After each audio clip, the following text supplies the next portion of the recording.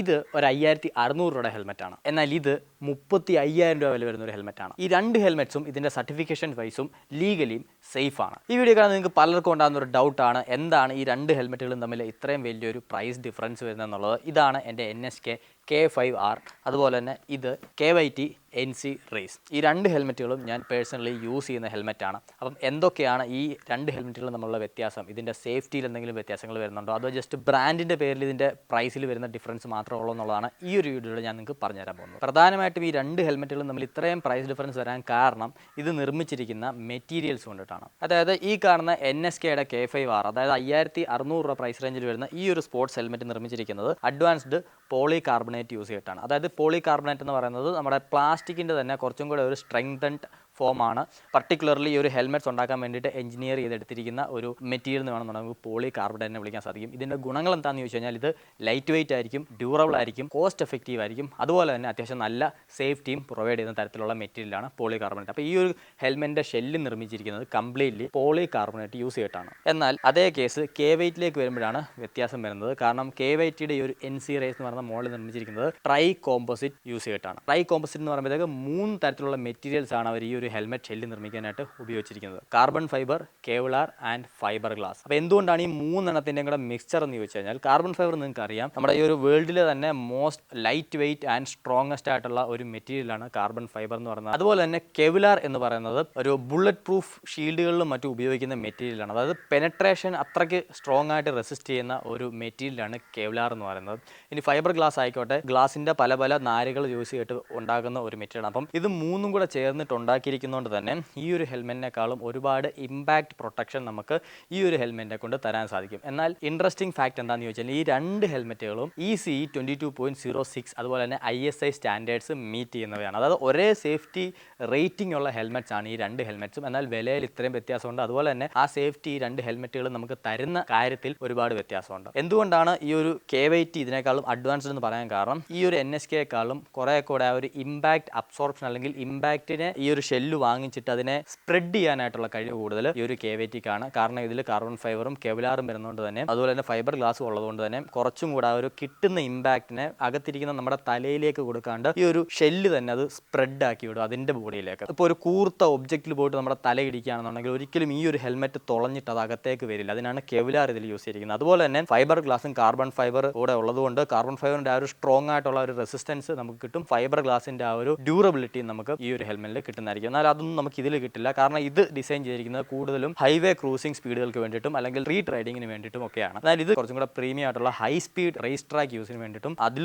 സംഭവിക്കുന്ന ക്രാഷുകൾക്ക് വേണ്ടിയിട്ടും ഒക്കെ തന്നെയാണ്. അതാണ് മെയിൻ ആയിട്ടുള്ള ഈ രണ്ട് ഹെൽമെറ്റുകളും തമ്മിലുള്ള വ്യത്യാസം. നമുക്ക് ലൈനേഴ്സും കാര്യങ്ങളൊക്കെ ഓൾമോസ്റ്റ് സിമിലർ ആയിട്ട് തന്നെ ഇതിൽ ഫീൽ ചെയ്യും. കാരണം ഇതിന് നമുക്ക് എമർജൻസി പുൾ ഓഫ് മെക്കാനിസം വരുന്നുണ്ട്. ഈ ഒരു ഹെൽമെറ്റിൽ നമുക്ക് എമർജൻസി പുൾ ഓഫ് മെക്കാനിസം വരുന്നുണ്ട്. അതുപോലെ തന്നെ ഇതിന്റെ റീസ്ട്രെയിനേഴ്സ്, അതായത് സ്ട്രാപ്പ് നോക്കിക്കഴിഞ്ഞാൽ ഇതിലും നമുക്ക് ഡബിൾ ഡിയറിംഗ് ആണ് വരുന്നത്, ഇതിലും നമുക്ക് ഡബിൾ ഡിയറിംഗ് ആണ് വരുന്നത്. അതുകൊണ്ട് തന്നെ രണ്ട് ഹെൽമെറ്റുകളും സേഫ് ആണ്. പക്ഷേ നമ്മുടെ ഉപയോഗം അനുസരിച്ച് നമുക്ക് ചൂസ് ചെയ്യാവുന്നതാണ് ഇതിലേതാണ് നമുക്ക് വേണ്ടത് എന്നുള്ളത്. ഷേപ്പ് നോക്കിയാൽ നിങ്ങൾക്ക് മനസ്സിലാവും. ഇതും നല്ല സ്പോർട്ടി ആയിട്ടുള്ള ഷേപ്പാണ്. നമുക്ക് ബാക്കിൽ സ്പോയിലറൊക്കെ വരുന്നുണ്ട്, വൈസർ വരുന്നുണ്ട്. ഇതിന് മറ്റൊരു അഡ്വാൻറ്റേജ് എന്താണെന്ന് വെച്ചാൽ ഇതിൽ നമുക്ക് ഡ്യുവൽ വൈസർ വരുന്നുണ്ട് എന്നുള്ളതാണ്. അകത്തൊരു ഇന്റേണൽ സൺ വൈസറും കൂടെ വരുന്നതുകൊണ്ട് തന്നെ നമുക്ക് പകൽ യൂസ് ചെയ്യുന്ന സമയത്തേക്കോ അല്ലെങ്കിൽ ടൂറിംഗ് ചെയ്യുന്ന സമയത്തേക്കൊക്കെ കുറച്ചും കൂടെ കംഫർട്ടബിൾ ആയിരിക്കും. എന്നാൽ ഇതിൽ നമുക്ക് ഒരു സിംഗിൾ വൈസർ മാത്രമേ വരുന്നുള്ളൂ. ഒരു ക്ലിയർ വൈസറാണ് ബൈ സ്റ്റോക്ക് വരുന്നത്. ഇതിനേക്കാളും കുറച്ചും കൂടെ എയറോ ഡൈനാമിക് ആയിട്ടുള്ള ഷേപ്പാണ് നമുക്ക് ഇതിൽ വരുന്നത്. കാരണം നമ്മൾ ഹൈ സ്പീഡ്സിൽ റേസിങ്ങിലൊക്കെ പോകുമ്പോഴത്തേക്ക് ഹൈ സ്പീഡ്സിൽ ഓടിക്കുമ്പോൾ യാതൊരു വിധത്തിലുള്ള വിൻഡ് റെസിസ്റ്റൻസോ അല്ലെങ്കിൽ ബഫറ്റിങ്ങോ വരാതിരിക്കാൻ വേണ്ടിയിട്ടാണ് ഇതിനെ എഞ്ചിനീയർ ചെയ്തിരിക്കുന്നത്. എന്നാൽ ഇതിനും അതേ പ്രോപ്പർട്ടീസ് ഒക്കെ തന്നെ ഉണ്ടെങ്കിലും ഇതിനേക്കാളും ഒരു 2 പടി കൂടുതലാണ് ഈ ഒരു KYTയിലേക്ക് വരുമ്പോഴെന്നുള്ളതാണ് മറ്റൊരു വ്യത്യാസം. ഇനി വെയിറ്റ് ഡിസ്ട്രിബ്യൂഷൻ അല്ലെങ്കിൽ ഹെൽമെറ്റിന്റെ വെയിറ്റിലേക്ക് വരുമ്പോഴത്തേക്ക് ഈ ഹെൽമെറ്റ് ആണ് ഇതിനേക്കാളും കുറെ കൂടെ ലൈറ്റർ ആയിട്ടുള്ളത്. അതുകൊണ്ട് തന്നെ വെച്ച് കഴിഞ്ഞാൽ തന്നെ നമുക്ക് വെൽ ബാലൻസ്ഡ് ആയിട്ട് ഫീൽ ചെയ്യുന്നത് ഈ ഒരു KYTയുടെ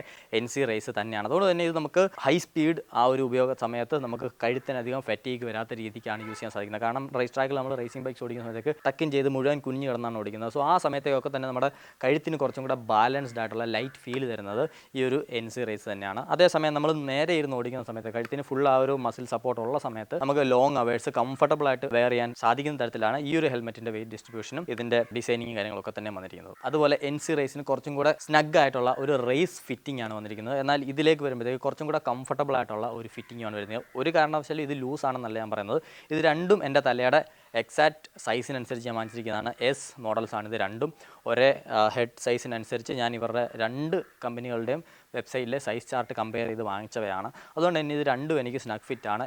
അതിലും കുറച്ചും കൂടെ ടൈറ്ററായിട്ടുള്ള, അത് ഹെഡുമായിട്ട് ചേർന്ന് നിൽക്കുന്ന രീതി, നമ്മുടെ വെച്ച് കഴിഞ്ഞാൽ നമ്മുടെ തല പോലെ തന്നെ നമുക്ക് ഫീൽ ചെയ്യുന്നതാണ് KYTയുടെ NC റേസ് എന്ന് പറയുന്നത്. അതുകൊണ്ട് തന്നെ റേസിംഗ് ടൈമിൽ എനിക്ക് തലയ്ക്ക് എന്തെങ്കിലുമൊക്കെ മൂവ്മെൻറ്റ് വന്നാലും അല്ലെങ്കിൽ അതിനനുസരിച്ച് എന്നെ കാറ്റ് പിടിച്ചാലും ഹെൽമെറ്റിന് വൊബിളിംഗ് ആയിട്ട് ഫീൽ ചെയ്യില്ല. എന്നാൽ ഇതെന്ന് പറഞ്ഞാൽ കുറച്ചുകൂടെ കംഫർട്ട് ഫിറ്റാണ്. അതുകൊണ്ട് തന്നെ നമുക്ക് ടൂറിംഗ് ചെയ്യുന്ന സമയത്തൊക്കെ എത്ര അവേഴ്സ് വേണമെന്നുണ്ടെങ്കിലും ഈ ഒരു ഹെൽമെറ്റ് നമുക്ക് തലയിൽ വെച്ചുകൊണ്ടിരിക്കാം. യാതൊരു വിധത്തിലുള്ള ബുദ്ധിമുട്ടോ കാര്യങ്ങളോ നമുക്ക് ഇത് ഫീൽ ചെയ്യില്ല. എന്നാൽ ഇതെന്ന് പറഞ്ഞാൽ ഒരു 20 മിനിറ്റ് 30 മിനിറ്റ് അല്ലെങ്കിൽ പോട്ടെ ഒരു 40 മിനിറ്റിൽ കൂടുതൽ ഞാൻ വെച്ചുകൊണ്ടിരിക്കുകയാണെന്നുണ്ടെങ്കിൽ എനിക്ക് തലയുടെ ഈ മേൽഭാഗത്തായിട്ട് ചെറിയ രീതിയിലുള്ള പെയിനും അതുപോലെ തന്നെ മൊത്തത്തിൽ ഹെൽമെറ്റ് ഒരു അൺകംഫർട്ടബിൾ ഫീലും ചെയ്യാറുണ്ട്. ഇതൊക്കെയാണ് രണ്ട് ഹെൽമെറ്റുകളും തമ്മിലുള്ള വ്യത്യാസം. ഇനി ഇതിലേത് നിങ്ങൾ ചൂസ് ചെയ്യണം എന്നുള്ള ചോദ്യത്തിന് ഒറ്റ ഉത്തരവ് എനിക്കുള്ളൂ. നിങ്ങളുടെ ഉപയോഗം എന്താണെന്നുള്ളത് മനസ്സിലാക്കിയിട്ട് അതിനനുസരിച്ച് ചൂസ് ചെയ്യുക. നിങ്ങൾ കൂടുതലും സിറ്റിയിൽ ഓടിക്കുന്ന ഒരാളാണ്, ഒക്കേഷണലി വീക്കെൻഡ് ടൂറിങ് ചെയ്യുന്ന ഒരാളാണ്, സാധാരണ നമ്മുടെ റോഡുകളിൽ കുറച്ച് സ്പീഡിലൊക്കെ ഓടിക്കുന്ന ഒരാളാണെന്നുണ്ടെങ്കിൽ നിങ്ങൾക്ക് ഈ കാണുന്ന ഒരു ഹെൽമെറ്റിൻ്റെ തന്നെ ആവശ്യമേ ഉള്ളൂ. അല്ലാണ്ട് നിങ്ങൾ പോയിട്ട് 35,000 രൂപയ്ക്ക് ഈ ഒരു ഹെൽമെറ്റ് എടുത്തുകൊണ്ട് പ്രത്യേകിച്ച് വലിയ ഗുണങ്ങളൊന്നും നിങ്ങൾക്ക് കിട്ടാനേ പോകുന്നില്ല. കാരണം റോഡ് സ്പീഡ്സിൽ നിങ്ങളെ സേഫ് ആക്കാനും വേണ്ടിയുള്ള എല്ലാ കാര്യങ്ങളും നമുക്ക്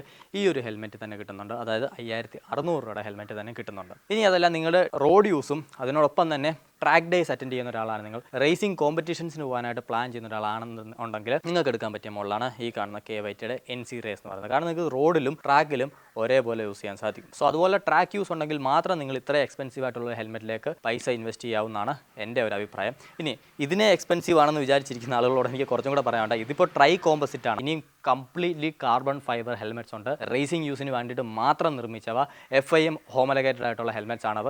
MotoGP അങ്ങനെയുള്ള ഹൈ എൻഡ് റേസിംഗ് കോമ്പറ്റീഷൻസിൽ മാത്രമാണ് നിങ്ങൾക്ക് അത് കാണാൻ സാധിക്കുന്നത്. അതൊക്കെ നമുക്ക് വാങ്ങാൻ സാധിക്കുന്നതാണ്. ലക്ഷങ്ങളാണ് ആ ഹെൽമെറ്റ്സിൻ്റെ വില വരുന്നതും. സോ അത് വെച്ച് നോക്കുമ്പോഴത്തേക്ക് ഈ കാണുന്ന 35,000 രൂപയുടെ ഹെൽമെറ്റ് എന്ന് പറയുന്നത് ഒരു അഫോർഡബിൾ ഓപ്ഷനായിട്ട് തന്നെ നമുക്ക് ഫീൽ ചെയ്യും. അപ്പോൾ വീഡിയോ ഇഷ്ടപ്പെടുമെങ്കിൽ തീർച്ചയായിട്ടും ലൈക്ക് ചെയ്യുക. ഇനി ഇതുപോലത്തുള്ള വീഡിയോസിനായിട്ട് നമ്മുടെ ചാനൽ മറക്കാണ്ട് സബ്സ്ക്രൈബും കൂടെ ചെയ്യുക. അതുപോലെ നിങ്ങളിപ്പോൾ യൂസ് ചെയ്തുകൊണ്ടിരിക്കുന്ന ഹെൽമെറ്റ് ഏതാണെന്നുള്ളതും ഈ രണ്ട് ഹെൽമെറ്റുകളിൽ നിങ്ങൾ ഏതായിരിക്കും ചൂസ് ചെയ്യുന്നതെന്നുള്ളതും തീർച്ചയായിട്ടും ഒന്ന് കമൻറ്റ് ചെയ്യുക.